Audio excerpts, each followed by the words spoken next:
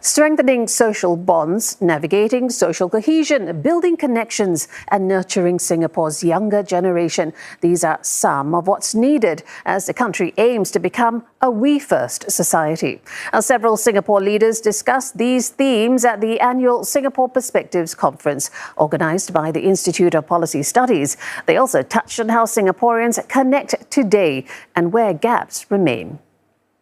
Deputy Prime Minister Yong says, as a small and diverse nation, Singapore needs to stay united and cohesive. This even amid a time of technological change, demographic shifts and an uncertain global environment. He added that's why the nation's social bonds must be strengthened, whether it's at work, schools or even in the neighbourhoods.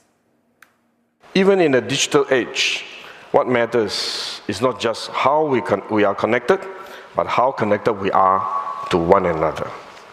By strengthening the everyday bonds between us, we give Singapore the confidence to remain open, resilient, and united in a changing world. This is how we should move forward.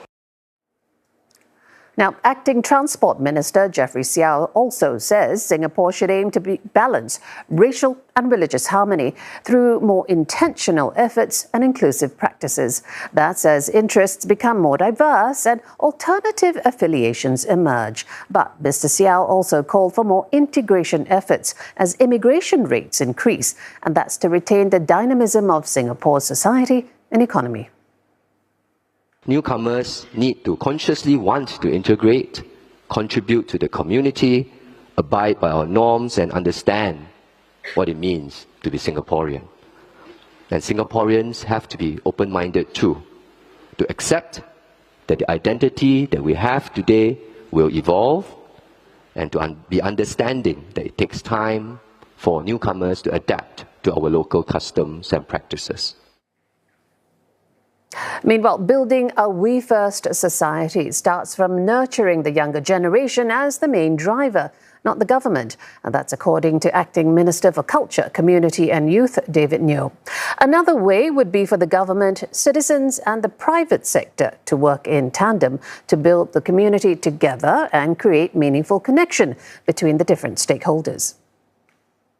Community building is about a collection of our individual actions. It starts with people who see a need and they choose to act. We all have the capacity to initiate or support such efforts in our own spheres and in our own ways. It only takes a spark to create a movement. So how might you spark a movement? And how can the government do better to create that spark in you? Now, technology may make daily life easier, but it should not be at the expense of building social capital or networks of relationships. Minister of State for Digital Development and Information, Jasmine Lau, made the point also at the Singapore Perspectives Conference. She likened a social capital to what she calls a common bank account of relationships.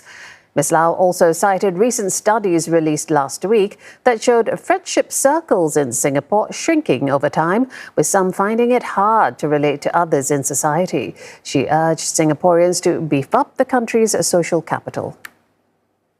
It is not something that government can do alone. It is something that all of society will have to deposit and help to upkeep. So yes, we can do what we can.